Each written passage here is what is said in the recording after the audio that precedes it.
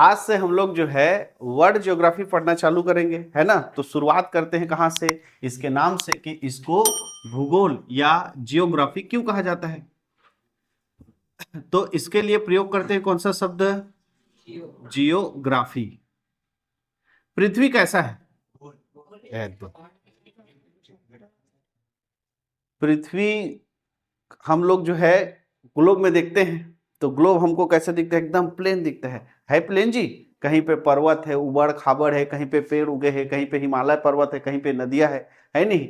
तो जो उबड़ खाबड़ रहता है, छिद्र रहता है जिसमें, उसी को बोलते हैं जियोड। उसी को क्या बोलते हैं, जियोड। तो पृथ्वी जो पूरा क्या है, उबड़ खाबड़ था, तो उसी का अध्ययन किया, उसी को क्या कहा गया, जियोग्राफी। उसी को क्या कहा गया, जियोग्राफी, है ना। और जियोग्राफी जो है कौन से भाषा का शब्द है, ग्रीक भाषा का शब्द है। कौन से भाषा का शब्द है, ग्रीक भाषा का शब्द है जियोग्राफी, जिसमें से दो शब्द, एक है कौन सा, जियो, और एक है कौन सा, ग्राफी, है ना। तो जियो का अर्थ होता है पृथ्वी, है ना। जियो का अर्थ क्या होता है, पृथ्वी, है ना। और वो जियोड मतलब उबड़ खाबड़ है ना। और कौन उबड़ खाबड़ है, पृथ्वी। तो पृथ्वी को जियो और उबड़ खाबड़ है उसको क्या कहा गया, जियोड, ठीक। और ग्राफी का अर्थ होता है अध्ययन या वर्णन, ठीक है, अध्ययन या वर्णन। तो पृथ्वी का अध्ययन या वर्णन करना ही क्या कहलाता है, जियोग्राफी कहलाता है। पृथ्वी का अध्ययन या वर्णन करना ही क्या कहलाता है, जियोग्राफी क्या कहलाता है ना। और पृथ्वी को अधिकतर हम लोग जो है मानव के निवास स्थान के रूप में जानते हैं, है ना। किसी और ग्रह पे है क्या, नहीं है, केवल किस में है, पृथ्वी पे है। तो इस सृष्टि में विद्वान भूगोल का मानव के निवास के रूप में पृथ्वी का वर्णन परिभाषित है। और इसी प्रकृति और मानव के बीच जो क्रियाकलाप होते हैं, है ना, प्रकृति का जो क्रियाकलाप है, मानव उसमें जो अपना क्रियाकलाप कर रहा है, इसी का जो संपूर्ण अध्ययन करते हैं वही क्या कहलाता है, भूगोल कहलाता है, भूगोल या जियोग्राफी कहलाते हैं। क्लियर है। एक विद्वान थे, है ना, जिनका नाम था, बड़ा अच्छा नाम है, इरिस्टोस्थनीज, ठीक है। इसने एक पुस्तक लिखा है जिसका नाम है जियोग्राफिया, है ना। इरिस्टोस्थनीज ने एक पुस्तक लिखा है जिसका नाम क्या है, जियोग्राफिया। उसी में पहली बार इसने जियोग्राफी शब्द का क्या किया है, प्रयोग किया है। इसीलिए इसी को ही भूगोल का या जियोग्राफी का क्या कहा जाता है, जनक कहा जाता है। क्योंकि इसी ने ही अपने पुस्तक किसमें, जियोग्राफिया में पहली बार किसका प्रयोग किया है, जियोग्राफी शब्द का प्रयोग किया है। क्लियर है। ये ग्रीक के वैज्ञानिक थे, ग्रीक भाषा का शब्द जियोग्राफी का क्या किया, वर्णन किया। वहीं पर कुछ लोग जो हैं, किसको,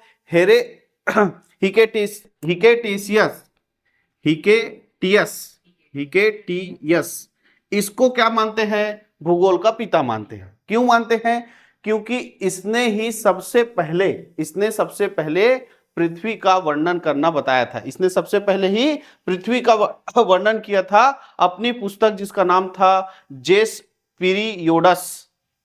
पुस्तक का नाम क्या था, जेस पीरियोडस। इस पुस्तक में उसने पहली बार पृथ्वी का क्या किया था, वर्णन किया था। और पृथ्वी को दो भूखंडों में बांटते हुए चारों ओर समुद्र से घिरा है, ऐसा करके बताया था। इसीलिए कुछ विद्वान इसको भी क्या मानते हैं, भूगोल का पिता मानते हैं, है ना। लेकिन वास्तविक रूप में भूगोल का पिता किसको कहा जाता है, इरेस्टोस्थनीज को कहा जाता है। क्योंकि इन्होंने ही पहली बार जियोग्राफी शब्द का प्रयोग अपनी पुस्तक किसमें किया था, जियोग्राफिया में किया था। अब क्लियर हो गया डाउट। तो आंसर किसको लेना है, इसको लिया था, अब इसको लेना, ठीक है। हो सकता है कि भाई मैं भी पढ़ते रहता हूं तो मेरे को पता चलता है एकदम क्लियर, तब मैं भी उसको सुधारता हूं, ठीक है। तो गूगल में भी किसको दिखा रहा है, और ये यहां भी ये भी बता रहा हूं। ये ऑप्शन में था क्या उस समय, ये था ऑप्शन में, हाँ। अगर ऑप्शन में दोनों है तो इसको लेना है, और अगर ये नहीं है तो इसको लेना है, ठीक है। आगे से ध्यान रखेंगे। तो जो भूगोल के पिता है उसका नाम क्या है, इरेस्टोस्थनीज, है ना। क्यों है, क्योंकि इन्होंने अपनी पुस्तक जियोग्राफिया में पहली बार जो है जियोग्राफी शब्द का क्या किया था, प्रयोग किया था। लेकिन उससे पहले ये जो हिकेटियस है, इन्होंने ही अपने पुस्तक जेस पीरियोडस में क्या किया था, पृथ्वी को दो भागों को, दो खंडों में बांटते हुए चारों ओर समुद्र से घिरा, ऐसा करके बताया था। तो कुछ विद्वान जो है इसको भी क्या मानते हैं, भूगोल का पिता मानते। क्लियर है। लेकिन अगर आपको पूछा जाए आधुनिक भूगोल के पिता, आधुनिक भूगोल के पिता, तो उसका नाम है अलेक्जेंडर वान, बड़ा लंबा नाम है, हाँ, अलेक्जेंडर वान हम्बोल्ट, अलेक्जेंडर वान हम्बोल्ट, ये आधुनिक भूगोल के पिता। भूगोल और वैज्ञानिक पद्धति को मिलाकर इन्होंने क्या किया, भूगोल को और अच्छे से देखो, इन्होंने भूगोल को कहीं देखा उसको लिखा या सोच के लिखा। इसने वैज्ञानिक पद्धति जो अभी वर्तमान में संचालित है, मानव क्रियाकलापों को जोड़ते हुए इन्होंने भूगोल का जन्म, भूगोल का व्याख्या किया। इसीलिए इसको क्या कहा जाता है, आधुनिक भूगोल का पिता कहा जाता है ना। आधुनिक भूगोल का पिता किसे कहा जाता है, हाँ। और इन्होंने आधुनिक भूगोल के वैज्ञानिक और दार्शनिक आधारों का क्या दिया था, आधार दिया था भूगोल को बताने के लिए, अपनी पुस्तक जिसका नाम था कॉस्मोस। क्या नाम था पुस्तक का नाम, कॉस्मोस। पुस्तक का नाम भी पूछा जा सकता है, इसलिए लिखेंगे, ठीक है। इरेस्टोस्थनीज के पुस्तक का नाम क्या था, जियोग्राफिया। क्या नाम था, जियोग्राफिया, ठीक है। और इस हिकेटियस के पुस्तक का नाम क्या है, जेसपीरियोडस, जेसपीरियोडस, ठीक है। और वहीं आधुनिक भूगोल के पिता कहलाते हैं कौन, अलेक्जेंडर वान हम्बोल्ट, जिनके पुस्तक का नाम क्या है, कॉस्मोस। और इसी कॉस्मोस में इन्होंने भूगोल को आधुनिक वैज्ञानिक तरीकों से दार्शनिक आधारों पर क्या किया है, परिभाषित किया है। क्लियर है। तो इसीलिए इनको क्या कहा जाता है, आधुनिक भूगोल का पिता। मानव भूगोल का पिता कहा जाता है किसको, फेडरिक को, फेडरिक रेडजेल, फेडरिक रेडजेल, इनको क्या कहा जाता है, मानव भूगोल का पिता कहा जाता है, मानव भूगोल का पिता। क्लियर है। इसके अलावा अच्छा, ये जो आधुनिक भूगोल के पिता है कौन, अलेक्जेंडर वान हम्बोल्ट, इसी को भौतिक भूगोल का भी पिता कहा जाता है। इसी को ही क्या कहा जाता है, भौतिक भूगोल का पिता कहा जाता है। क्लियर है। किसको, अलेक्जेंडर वान हम्बोल्ट को कहा जाता है। क्लियर है। और विश्व का ग्लोब बनाने का जो श्रेय है ना, विश्व का ग्लोब पहली बार जिसने बनाया उसका नाम था मार्टिन बैहम, मार्टिन बैहम, मार्टिन बैहम, इन्होंने ही ग्लोब का निर्माण किया था, है ना। और जो आधुनिक विश्व का नक्शा जो दिखाई देता है, मानचित्र, उसको बनाया था मेंडर। उसको बनाने वाला कौन था, मेंडर। तो ग्लोब बनाने वाला कौन था, मार्टिन बैहम, मार्टिन बैहम। और जिसने आधुनिक वर्ल्ड मैप का यानी कि विश्व मानचित्र का निर्माण किया, उसका नाम क्या था, मेंडर।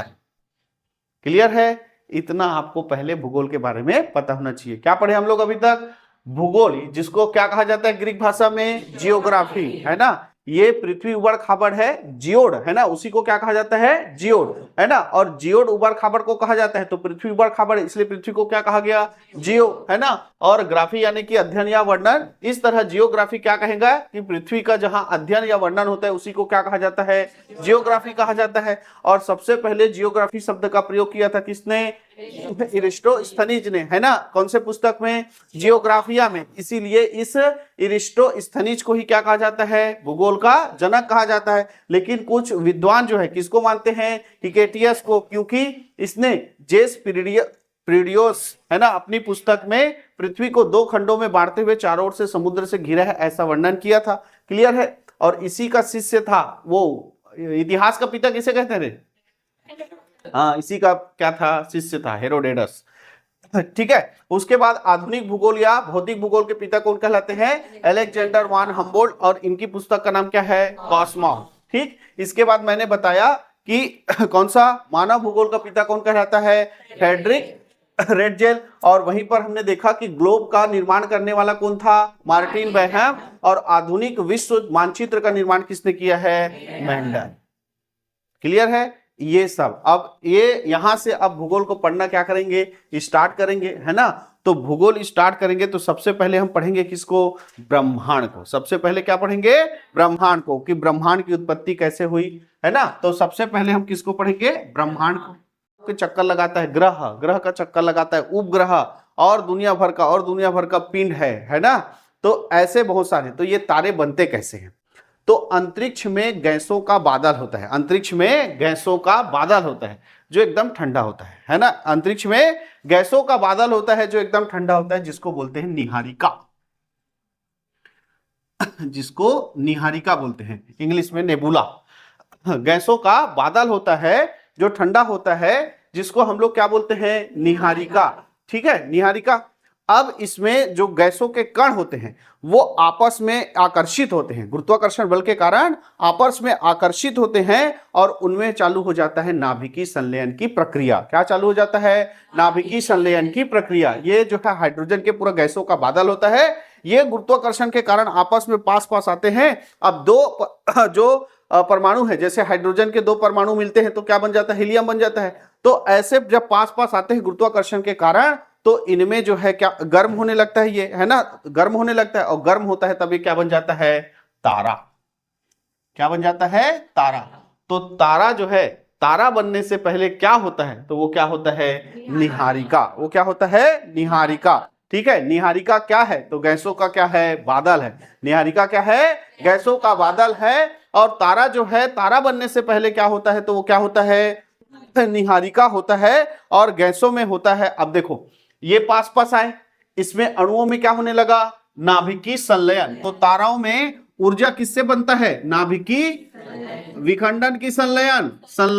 क्लियर है, नाभिकीय संलयन है ना। और नाभिकीय संलयन होता है जिसमें हाइड्रोजन के परमाणु आपस में मिलकर क्या बनाने लगते हैं, हीलियम बनाने लगते हैं, जिससे बहुत सारा क्या निकलता है, उष्मा निकलता है। और उष्मा के कारण इसका जो पृष्ठ है वो लगभग 6 डिग्री सेंटीग्रेड तक क्या हो जाता है, गर्म हो जाता है ना, गर्म हो जाता है। तो जब ये 6 डिग्री सेंटीग्रेड तक गर्म हो जाता है, तब इसका रंग जो है वो कैसा होता है, लाल। इससे ज्यादा हुआ तो कैसा हो जाता है, सफेद। और बहुत ज्यादा हो गया तो इसका रंग कैसे हो जाता है, नीला। ये तारा का जो रंग है, अगर लगभग 6 के आसपास है, मतलब 6000 के आसपास है, उससे कम है तो कैसा दिखाई देता है, लाल। और उसके बराबर या उससे थोड़ा ज्यादा हो गया तो कैसा दिखाई देता है, रंग सफेद। और बहुत ज्यादा हो गया, लाखों में डिग्री सेंटीग्रेड में इसका तापमान चला गया तो कैसे दिखाई देता है, नीला दिखाई देता है। और जब ज्यादा होता है तो कौन सा अवस्था में पहुंच जाता है, प्लाज्मा अवस्था, न ठोस रहता है। देखो टोटल 5 अवस्थाएं होती है। कितनी अवस्थाएं होती है, 5। ठोस, द्रव, गैस, वो तो जानते हो। सबसे ज्यादा होता है उसको बोलते हैं प्लाज्मा, है ना। और एक होता है, अरे मैं भूल गया रे, 5वां भूल गया, जिस सबसे ठंडा रहता है ना, जब से सबसे ठंडा रहता है उसका नाम भूल गया, चलो कब बाद में बताऊंगा, याद आएगा। तो जो सबसे गर्म रहता है उस अवस्था को क्या बोलते हैं, प्लाज्मा। और कौन सा है ये, तारा। और तुम लोग गाना गाते हो तारों के शहर में, है कि नहीं, लेके जाना तारों के शहर में, है नहीं, दोनों फड़फड़ाक मर जाएंगे उधर ही, है कि नहीं भाई।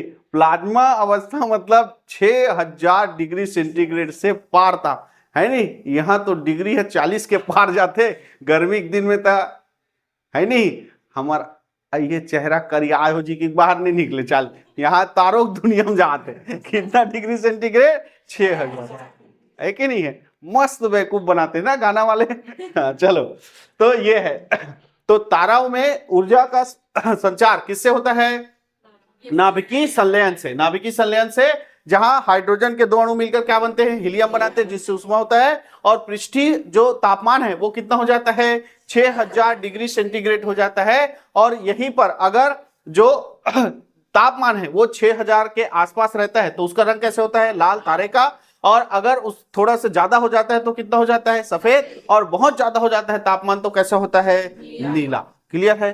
अब इसका तापमान जो है कैसे हो गया, ज्यादा बढ़ रहा है। तो भाई देखो, आप गैस जलाते हो नहीं, सबके घर में गैस एकदम फुल में चलाना रोज, तो गैस का हो जाते, बढ़ा जाते, है कि नहीं है। तो वैसी तारा का भी है भाई, है ना। तो ये तारे के अंदर का, तो सबसे पहले जो तारा है ऐसा, है ना। तो ये ईंधन पहले कहाँ खत्म होगा, अंदर में खत्म होगा। और इसका आकार जो है वो क्या होगा, बढ़ने लगेगा। उसका आकार जो है क्या होगा, बढ़ने लगेगा। और तारा में जब ईंधन खत्म हो जाता है, और ईंधन खत्म हो जाता है तो उसका आकार क्या हो जाता है, बढ़ जाता है। और बढ़ने के बाद यही तारा बन जाता है यही तारा बन जाता है लाल दानव। क्या बन जाता है, लाल दानव। समझ में आया। अगर तारा में जो ईंधन है किससे बन रहा है, नाभिकीय संलयन से, तो ईंधन खत्म होने लगेगा। तो सबसे पहले अंदर का ईंधन खत्म होते जाता है। तो अंदर का ईंधन खत्म होते जाता है तो ये फैलते जाता है। और फैलते जाता है तो इसका आकार क्या होते जाता है, बड़ा होते जाता है। और जब आकार बड़ा हो जाता है तब वो क्या बन जाता है, लाल दानव बन जाता है। क्या बन जाता है, लाल दानव बन जाता है। तो जब तारा में ईंधन खत्म होता है ना, ईंधन खत्म हो जाता है तो वो किसका रूप लेता है, लाल दानव का आकार बड़ा होगा कि तारा का आकार बड़ा होगा, लाल दानव का आकार क्या होगा, बड़ा होगा। ठीक, अब ये देखो ईंधन खत्म हो गया उस नीचे बीच वाले भाग का, तो उसका आकार क्या होते गया, बड़ा होते गया, बड़ा होते गया। और अब उसको तारा ना कहकर हम क्या कहेंगे, लाल दानव, लाल दानव तारा कहेंगे। ठीक है, अब उसमें ईंधन थोड़ा थोड़ा कम होते जाएगा। तो आप लोग गैस जलाते हैं, देखो नहीं, ईंधन कम होते जाता है तो उसका जो चमक है वो कम होते जाता है नहीं। तो चमक कम होने लगता है, तो यही लाल दानव जो है आगे जब इसका पूरा ईंधन क्या हो जाएगा, सॉरी, ईंधन थोड़ा कम होने लगा, ईंधन क्या होने लगा, कम होने लगा, तो ये क्या हो जाता है, चमकना कम कर देता है। तो चमकना कम करता है तब इसको बोलते हैं श्वेत वामन। श्वेत वामन, चमकना कम कर दिया तो क्या कहेंगे, श्वेत वामन। और इसी को बोलते हैं जीवाश्म तारा। सही लिखा हो नहीं, जीवाश्म गलत है, ठीक है, हाँ, जीवाश्म तारा। तो किस तारा को जीवाश्म तारा कहते हैं, श्वेत वामन तारा को जीवाश्म तारा कहते हैं। किस तारे में चमकना कम होता है, तो श्वेत वामन तारे में चमकना कम होता है। और चमकते चमकते चमकते चमकते लाइट बंद हो जाता है, बुझ जाता है नहीं, बिजली गोल हो गई, तो वो बन जाता है कौन सा तारा, काला दानव, सॉरी काला वामन रे, काला वामन है नहीं, क्या बन जाता है, चमकना पूरा कम हो गया तो वो क्या बन जाता है, काला वामन। मतलब लाइट किस में नहीं रहता, काला वामन में, है ना, काला वामन में बिल्कुल भी लाइट नहीं रहता है। क्लियर है। तो पहले क्या था ये, निहारिका। निहारिका क्या है, गैसों का बादल। निहारिका क्या है, गैसों का बादल। इसमें गुरुत्वाकर्षण के कारण क्या होने लगा, नाभिकीय संलयन। नाभिकीय संलयन हो गया, H2 का He में, है ना, हाइड्रोजन हीलियम बनने लगा, तो उष्मा जनरेट होता है जिससे वो क्या बन जाता है, तारा। और तापमान जो है कितना चला गया, 6000 डिग्री सेंटीग्रेड चला गया, है ना। और इसका रंग कैसे होगा, लाल। और उससे ज्यादा होगा तो सफेद, और बहुत ज्यादा हो गया तो कैसा होता है। और इस तारे की अवस्था क्या कहलाती है, प्लाज्मा अवस्था। अब तारा जो है चमकते रहेगा, चमकते रहेगा तो ईंधन समाप्त होने लगता है। तो पहले बीच वाले ईंधन समाप्त होता है तो उसका आकार क्या होने लगता है, बढ़ने लगता है। तो तारा जो है आकार का बड़ा होकर क्या बन जाता है, लाल दानव बन जाता है ना। और लाल दानव बनने के बाद जब इसका चमकना कम हो जाता है तो उसको क्या बोलते हैं, श्वेत वामन, है ना। और चमकना पूरा बंद हो गया तो उसको क्या बोलते हैं, काला वामन। क्लियर है। ये घटना छोटे तारों के साथ होता है। ये घटना किसके साथ होता है, छोटा। तो कितना छोटा सर, हम दिखते थे सब छोटा छोटे, है कि नहीं है। तो सूर्य से जो सूर्य का द्रव्यमान है ना, सूर्य का द्रव्यमान है, तो सूर्य के द्रव्यमान का 1.44 गुना, सूर्य के द्रव्यमान का कितना गुना, 1.44 गुना से छोटा तारा वो इस हिसाब से बढ़ता है। अगर सूर्य का मान लो, सूर्य का कितना है, 1 किलोग्राम द्रव्यमान है नहीं, तो 1.44 से छोटा द्रव्यमान होगा तारे का, तब वो लाल दानव के बाद श्वेत वामन बनेगा, श्वेत वामन के बाद क्या बनेगा, काला वामन बनेगा। तो सर बड़े रही तक कैसे होगी, है नहीं, कि सूर्य के द्रव्यमान से कितना, 1.44 से बड़ा हो, है ना, 44 से बड़ा हो, ये तो क्या हो, छोटा हो, है ना। सूर्य के द्रव्यमान का कितना, 1.1.5 गुना बोल सकते हैं, सूर्य के द्रव्यमान से लगभग 1.5 गुना बोल सकते हैं नहीं। तो 1.44 से छोटा हो या 1.44 से बड़ा हो, तो बड़ा हो तब क्या होता है, तो बड़ा होता है ना, तो ये बन जाता है अभिनव तारा। क्या बन जाता है, अभिनव तारा।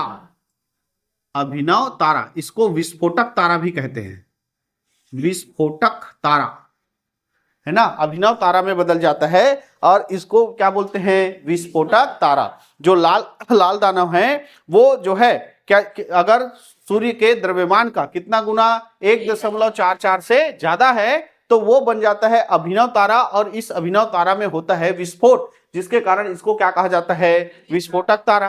तो जब भी कोई बड़ा सा चीज है उसको विस्फोट करोगे तो टुकड़ों में बटेगा, तो टुकड़ों में बढ़ता है, तो जो बड़ा बड़ा भाग टुकड़ा, जैसे देखना किसी भी चीज का विस्फोट करना, जैसे पहाड़ को तोड़ते हैं, है नहीं, तो कई आप बड़े पत्थर बनता है तो कोई इतना बड़ा पत्थर बनता है कि नहीं है। तो जो बड़ा बड़ा भाग में टूटता है ये अभिनव तारा, उसको बोलते हैं न्यूट्रॉन तारा। उसको क्या बोलते हैं? न्यूट्रॉन तारा। अभिनव तारा जब बड़े बड़े भागों में टूटता है विस्फोट के बाद तो उसको क्या बोलते हैं? न्यूट्रॉन तारा, है ना। और उसमें से कुछ भाग टूटकर चमकने लगते हैं, कुछ भाग जो है टूटकर चमकने लगते हैं, उसको बोलते हैं पल्सर तारा। पल्सर बाइक नहीं रही, पल्सर तारा, है ना। जो अभिनव तारा है वो टूट गया तो टूटने के बाद कुछ भाग क्या होता है? चमकने लगता है, तो उसको क्या बोलते हैं? पल्सर तारा। और कुछ भाग में चुंबकीय क्षमता आ जाती है ना, चुंबकीय क्षमता आ जाती है तो उसको बोलते हैं क्यूसर, क्यूसर तारा। उसको क्या बोलते हैं? क्यूसर तारा। ठीक है। तो इस तरह जब बड़ा तारा होता है ना, तो वो लाल दानों से किसमें चेंज हो जाता है? अभिनव तारा में, क्योंकि अभिनव तारा में क्या होता है? विस्फोट होता है। या ये कह सकते हैं कि लाल दानव ही अगर सूर्य से 1.5 गुना से ज्यादा हो जाता है तो वो अभिनव तारा कहलाता है, जिसमें क्या होता है? विस्फोट होता है। और विस्फोट होने के बाद ये अगर बड़े भाग में टूटता है तो उसको क्या बोलते हैं? न्यूट्रॉन। उसको क्या बोलते हैं? न्यूट्रॉन तारा। जो चमकीला भाग होता है उसको क्या बोलते हैं? पल्सर। और जो चुंबकीय क्षमता रखता है उसको क्या बोलते हैं? क्यूसर। ठीक। अब ये बड़ा है, न्यूट्रॉन तारा जो है बड़ा बड़ा भाग था तो ये सिकुड़ने लगता है। ये क्या होने लगता है? सिकुड़ने लगता है। और सिकुड़ने के बाद इतना जबरदस्त घनत्व हो जाए, किसी चीज को देखना ऐसे जितना दबाते जाना तो उसका घनत्व तो क्या हो जाता है? कम होते जाता है ना। उसमें जगह क्या है? कम बचती है ना। तो घनत्व तो इतना कम होते जाता है, इतना कम होते जाता है कि ये जो है ब्लैक होल बन जाता है। न्यूट्रॉन तारा जो है सिकुड़कर किसमें कन्वर्ट हो जाता है? ब्लैक होल, ब्लैक होल में कन्वर्ट हो जाता है। हमारे एक वैज्ञानिक थे चंद्रशेखर, ब्लैक है रे, लामे ए की मात्रा ऐसे ना, हाँ, ब्लैक होल में कन्वर्ट। हमारे एक वैज्ञानिक थे चंद्रशेखर, याद है, जिनको भारत रत्न मिला है भौतिकी के क्षेत्र में। उन्होंने ही इस ब्लैक होल की खोज की है ना। ब्लैक होल की खोज किसने की है? चंद्रशेखर ने की है। इसका घनत्व तो इतना ज्यादा होता है, इतना ज्यादा कि अगर इसका 1 चम्मच मिट्टी लोगे, 1 चम्मच मिट्टी, तो 10 हाथी के बराबर होता है। इतना घनत्व होता है, इतना भारी होता है। कौन सा? ये ब्लैक होल। सिर्फ 1 चम्मच मिट्टी ब्लैक होल का किसके बराबर है? 10 हाथी के बराबर। तो सोचो पूरा ब्लैक होल का इतना टुकड़ा, इतना टुकड़ा तुम्हारे ऊपर क्या गिरे, ये छत गिरे तो तुम फड़फड़ाक मर जाओ, है कि नहीं है। अगर पूरा ब्लैक होल गिरे तो पूरा पाताल के अंदर और पाताल होगा उधर चले। 1 चम्मच 10 हाथी के बराबर है, तो पूरा इतना बड़ा टुकड़ा लोगे तो कितने हाथी के बराबर होगा, है कि नहीं है। एक तो हाथी के पांव आगे नीचे आगे तो फड़फड़ा जाते पूरा। तो यह तो पूरा क्या है? ब्लैक होल है कि नहीं। तो सोचो ये ब्लैक होल अंतरिक्ष में घूम रहा है, ब्लैक होल अंतरिक्ष में घूम रहा है और इधर पृथ्वी आ रही है और फट से टकरा गए तो क्या होगा, है कि? हाँ, अब गिरने वाला है, टकराने वाला है करके यही है। तो सोचो अगर ये ब्लैक होल ऐसे आ रहा है और ये पृथ्वी, है नहीं, हम लोग देखते देखते हार्ट अटैक में पड़, है ना। तो कितना खतरनाक है। अगर ये किसी ग्रह से क्या हो गया? टकरा, सीधा वो ग्रह ही क्या हो जाएगा? खत्म, है ना। इसीलिए इसको अंतरिक्ष का खतरा कहा जाता है। तो अंतरिक्ष का खतरा किसे कहते हैं? तो वो है कौन सा? Black hole. सबसे ज्यादा घनत्व तो किसमें होता है? Black hole. ठीक। तो इन्हीं सब पिंडों से मिलकर आकाश गंगा का निर्माण होता है। किसका निर्माण होता है? आकाश गंगा।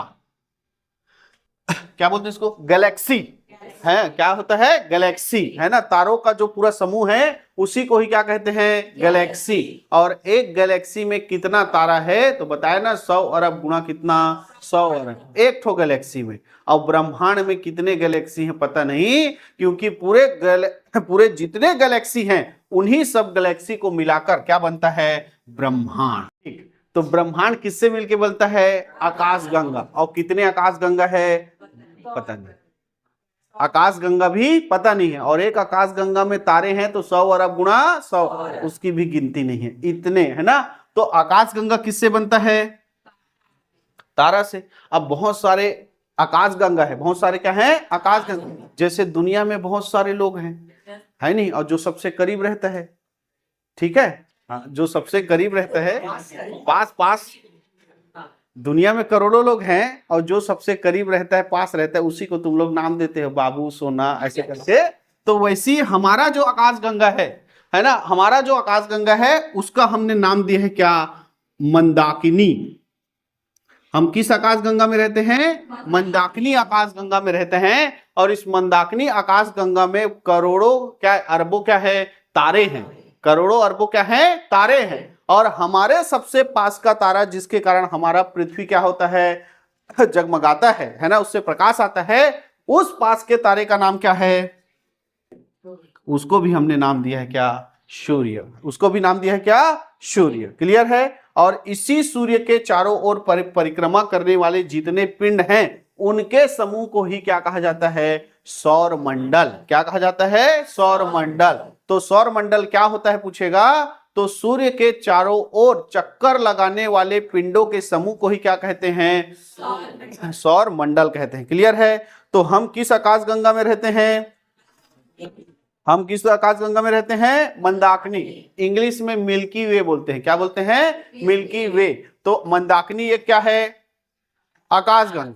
आकाशगंगा सारी आकाशगंगाएं मंदाकिनी है क्या, नहीं। हम जहां रहते हैं वही आकाशगंगा क्या है, मंदाकिनी, मिल्की वे। ठीक है। और इसमें बहुत सारा तारा है और हमारे पास का तारा जो है वो क्या है, सूर्य है ना। और सूर्य के बाद अगर कोई पास का तारा है तो उसका नाम है प्रेक्सिमा सेंचुरी। सूर्य के बाद अगर पृथ्वी के पास का अगर कोई तारा है तो उसका नाम क्या है, प्रेक्सिमा सेंचुरी। ठीक है नहीं, जैसे बोलते नहीं ये सबसे पास है नहीं, ये बाबू सुना है, अब ये मोर बेस्टी है रही से, हाँ वैसी बात है। ठीक। तो सबसे पास का जो तारा है वो क्या है, सूर्य है ना, वो क्या है, सूर्य है। और उसके बाद तुम लोग यार उदाहरण अच्छा समझाता हूँ, बताता हूँ, याद रहेगा अगर तुम लोग हंसते रहते हो। ठीक है।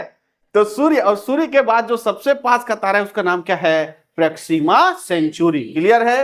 अब समझ में आ गया।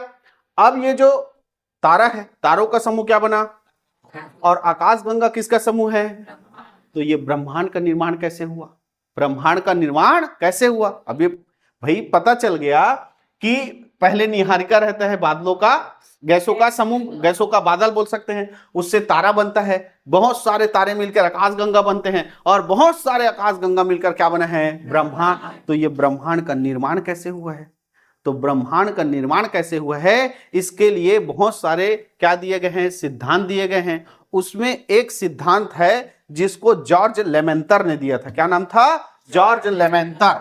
ब्रह्मांड के निर्माण के लिए जॉर्ज लेमेंतर, ठीक है, जॉर्ज लेमेंतर, इसने एक सिद्धांत दिया है जिसको हम लोग जानते हैं महाविस्फोटक सिद्धांत या बिग बैंग थ्योरी। क्या बोलते हैं, बिग बैंग थ्योरी या महाविस्फोटक सिद्धांत, बिग बैंग थ्योरी। तो बिग बैंग थ्योरी किससे संबंधित है, ब्रह्मांड की उत्पत्ति से। किससे संबंधित है, ब्रह्मांड की उत्पत्ति से। किसने दिया, जॉर्ज लेमेंतर ने दिया। अब इसमें क्या कहा गया, एकदम छोटे से शब्दों में समझते हैं कि जो पूरा ब्रह्मांड था ना वो एक छोटा सा बिंदु था, परमाणु जैसे एकदम छोटा सा था। ठीक। अब इसमें एक छोटा सा था, इसमें गुरुत्वाकर्षण बहुत ज्यादा था, तो सब इसमें फिर जुड़ते गए एकदम ये बड़ा होते गया, आकार इसका बड़ा होता गया और विस्फोट हो गया। और विस्फोट हुआ, उसी से ही पूरे और पिंडों का क्या हो गया, निर्माण हो गया। और उसी से किसका निर्माण हुआ, ब्रह्मांड का निर्माण हुआ। ऐसा शॉर्टकट में समझते हैं किसको, बिग बैंग थ्योरी को। ठीक है। तो बिग बैंग थ्योरी जो है ना, ये बताता है कि 15 अरब वर्ष पहले, कब का 15 अरब वर्ष पहले पूरा ब्रह्मांड एक छोटे से बिंदु पर केंद्रित था। उसमें ऊर्जा इतना ज्यादा हुआ, गुरुत्वाकर्षण ऊर्जा, कि उसमें क्या हो गया, विस्फोट हो गया। और पूरे अंतरिक्ष में जितने पिंड दिखाई देते हैं उसका क्या हुआ, निर्माण हुआ, है ना। तो ब्रह्मांड की उत्पत्ति के लिए कौन सा सिद्धांत पढ़ा जाता है, बिग बैंग थ्योरी। क्लियर है। और इसी ब्रह्मांड में फिर बहुत सारे क्या हैं, आकाशगंगा है। और हमारा एक आकाशगंगा है जिसमें हम लोग रहते हैं, उसका मंदाकिनी है। और उस मंदाकिनी में बहुत सारे तारे हैं। और जो हमारे सबसे पास का तारा है उसका नाम क्या है, सूर्य है। और सूर्य के जो चारों ओर चक्कर लगाते हैं उसी पिंड को क्या कहते हैं, उसी को क्या कहते हैं, सौर मंडल। उन्हीं समूह को क्या कहते हैं, सौर मंडल। यानी सौर मंडल का केंद्र क्या रहेगा, सूर्य। सौर मंडल का केंद्र क्या रहेगा, सूर्य। और इस सूर्य के चारों ओर, इस सूर्य के चारों ओर नियमित कक्षा में दीर्घवृत्ताकार मार्ग पर, नियमित कक्षा में दीर्घवृत्ताकार मार्ग पर गति करने वाले पिंड को ही क्या कहा जाता है? ग्रह कहा जाता है, जो किसी दूसरे पिंड के कक्ष को विभेद नहीं करता है। जैसे ये सूर्य है, अब ये सूर्य के चारों ओर ऐसे अपने ही रास्ते पे, नियमित कक्षा मतलब अपने ही रास्ते पे है ना, तो दूसरा का रास्ता नहीं जाएगा भाई, है नहीं। ये मान लो एक और ग्रह है ऐसे, ऐसा, ठीक। अब एक और ग्रह है, एक रास्ता इसे है, लेकिन पता चली से इसे आगे, तो ये ग्रह नहीं होगा। जैसे किसको माना गया था? प्लूटो को, है ना। प्लूटो ऐसे ही था, वो अपने कक्षा में घूम रहा था, पता चला कि वो दूसरे ग्रह कक्षा में चल रही, दूसरा रास्ता में नहीं चलना है भैया, अपर रास्ता में चलना है, तब वो क्या कहलाएगा? ग्रह का। और मार्ग भी कैसा होना चाहिए? दीर्घवृत्ताकार। दीर्घवृत्ताकार नहीं, वृत्ताकार मतलब तो ये दे, घूमते रहा बेटा हुच में ऐसे।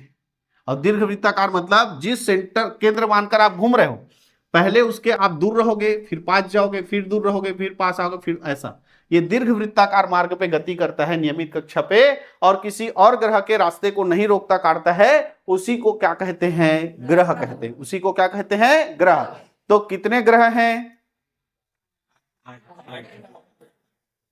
इस दुनिया में, इस ब्रह्मांड में? बहुत सारे ग्रह हैं। मैं पूछा हूं सूर्य के कितने ग्रह करके, सौरमंडल, मैं पूछा कितने ग्रह, और मैं ये बता रहा हूं ग्रह का परिभाषा कि तारा के चारों ओर, तारा के चारों ओर नियमित कक्षा में दीर्घवृत्ताकार मार्ग पे गति करने वाला पिंड क्या कहलाता है? ग्रह कहलाता है ना। तो हमारा तारा कौन सा है? सूर्य। तो सूर्य के चारों ओर दीर्घवृत्ताकार पर नियमित कक्षा में गति करने वाले कितने पिंड हैं? 8। कितने पिंड हैं? 8। तो सौर मंडल में कितने ग्रह हैं? 8। और दूसरा और ग्रह देख, वो हमारा वो एक तारा बताओ ना अभी, कौन सा? Proxima Centauri. क्या बताया था? Proxima Centauri. उसके भी चारों ओर तो पिंड गति करते होंगे नियमित, तो उसका भी ग्रह होगा कि नहीं होगा? और कितने तारे हैं? अनगिनत है, तो ग्रह भी क्या होंगे? ठीक। हम पढ़ रहे हैं कौन सा? सौर मंडल। तो सौर मंडल में सूर्य के चारों ओर नियमित कक्षा में गति करने वाला सौर मंडल के ग्रह कहलाएगा, जिनकी संख्या कितनी है? ठीक है। अब उस ग्रह के चारों ओर, उस ग्रह के चारों ओर नियमित कक्षा में परिक्रमा करने वाला पिंड क्या कहलाता है? उपग्रह, है ना। जैसे ये सूर्य हो गया, अब ये एक ठोर है, अब इसके चारों ओर ऐसा गति कर रहा है ना, तो ये क्या कहलाएगा? उपग्रह। ये क्या कहलाएगा? उपग्रह।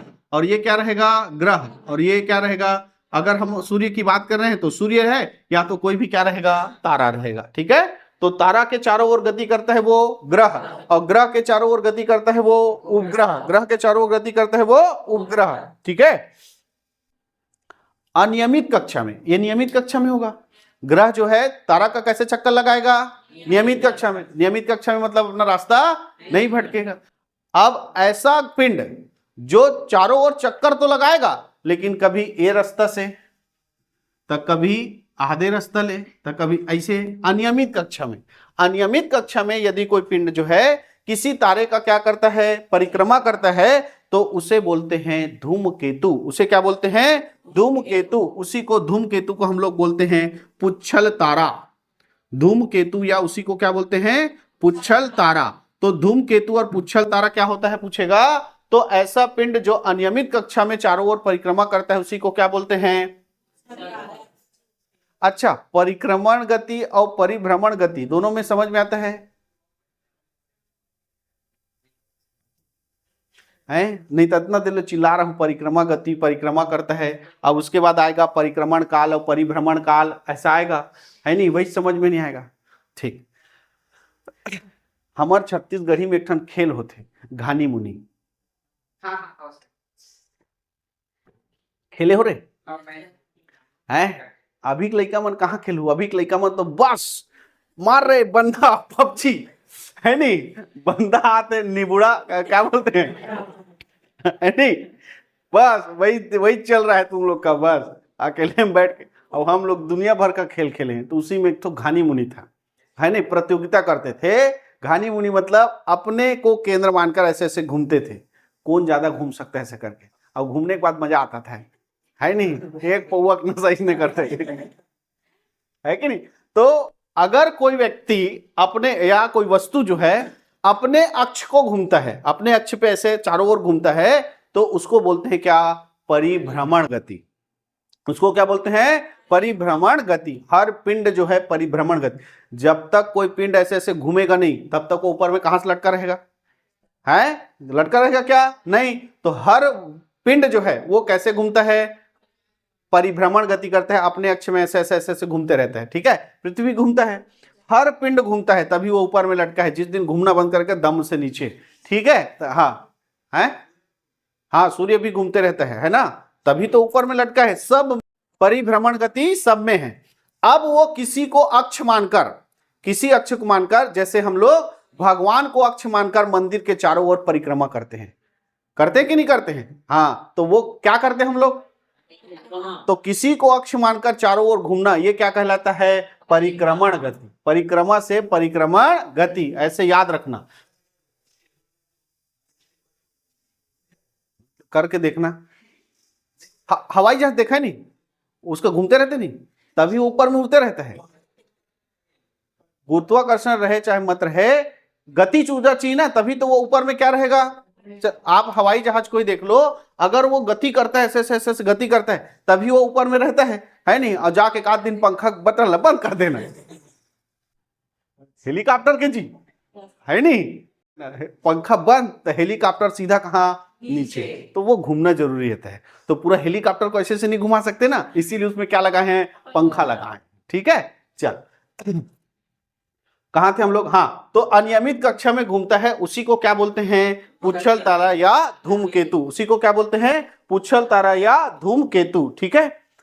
मंगल ग्रह और बृहस्पति ग्रह अभी पढ़ेंगे बहुत सारा। उसमें एक ग्रह है मंगल और उसके पीछे में एक और ग्रह रहेगा क्या, बृहस्पति। इन दोनों ग्रह के बीच में कुछ ऐसे पिंड हैं, है ना, जो नियमित कक्षा में क्या करते हैं, गति करते हैं।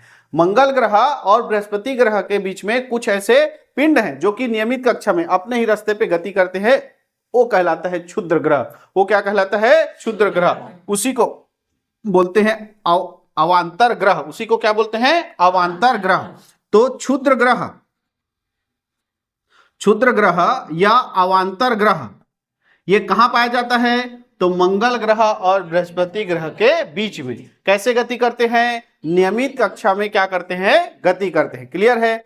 उसके बाद है वे कुछ पिंड, अब देखो सब गति कर रहे हैं, तो देखो रास्ता सही है तो नहीं टकराओगे, लेकिन रास्ता अलग अलग है तो कभी कभी टकराने का डर है नहीं, तो कुछ पिंड आपस में क्या हो जाते हैं, टकरा जाते हैं, है ना। वे पिंड जो आपस में टकरा कर क्या करते हैं, घर्षण होता है उनमें, टकराने के कारण उसमें क्या होता है, घर्षण होता है, और वो जलकर ब्रह्मांड में क्या हो जाते हैं, नष्ट हो जाते हैं।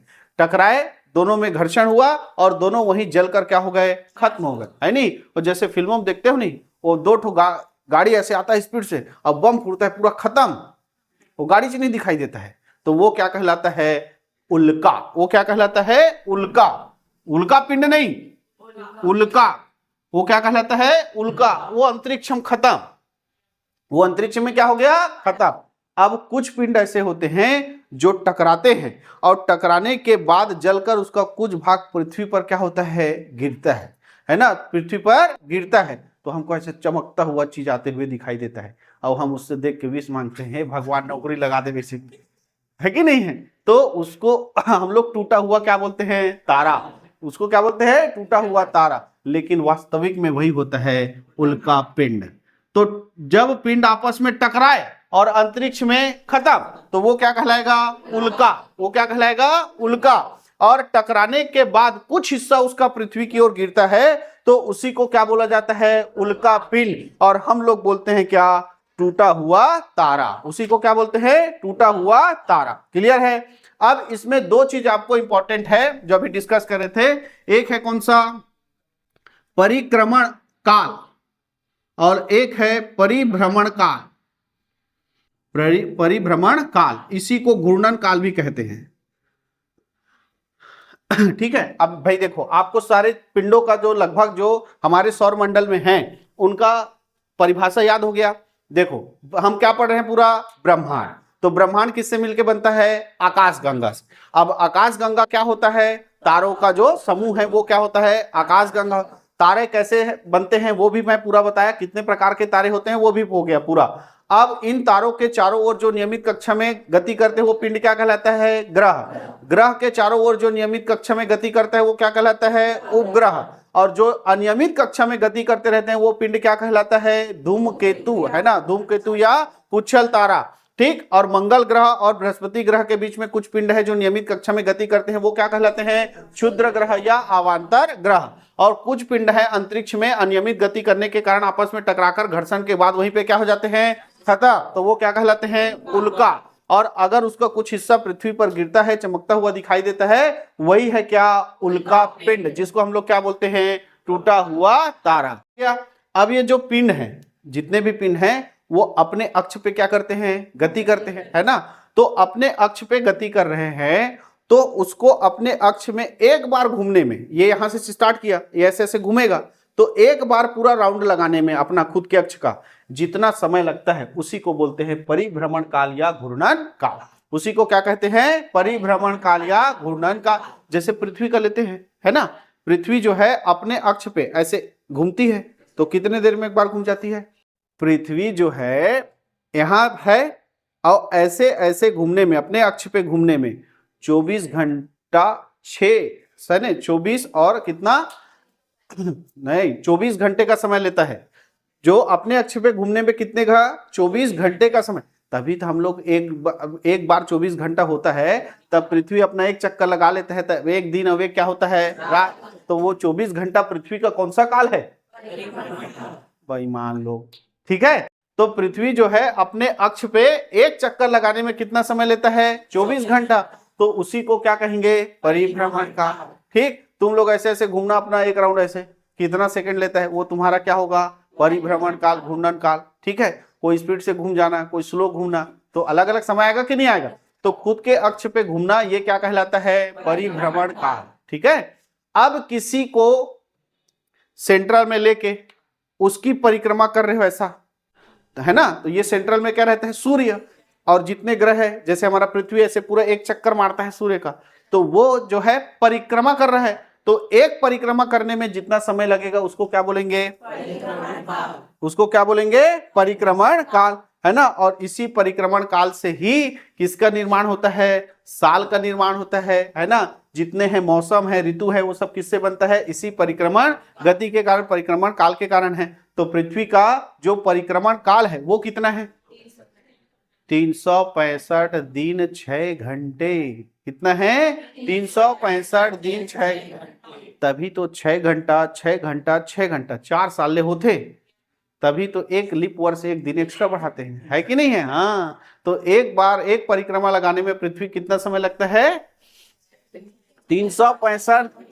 हाँ, 6 घंटा पहले बोलता तुम्हारा, 365 दिन और 6 घंटे का समय लेता है जब पृथ्वी जो है सूर्य का पूरा एक क्या लगाता है? परिक्रमा लगाता है। ठीक, अब हम जो है पूरा ब्रह्मांड से स्टार्ट किए और पहुंच गए हम कहां तक? सूर्य तक, और सूर्य के बाद ग्रह तक। तो हमको पूरा ग्रह पूरा तारे तो नहीं पढ़ने हैं, है नहीं, केवल अपना तारा पढ़ना है। कौन सा? सूर्य। अपना तारा कौन सा पढ़ना है? सूर्य। और उस सूर्य के चारों ओर जो चक्कर लगाएगा उस समूह को ही क्या कहा जाता है? सौर मंडल। तो कल से स्टार्ट करेंगे क्या पढ़ना? सौर मंडल, जिसके केंद्र में क्या रहेगा? सूर्य। तो कल का क्लास हम स्टार्ट करेंगे किससे? सूर्य से। आज के लिए इतना ही।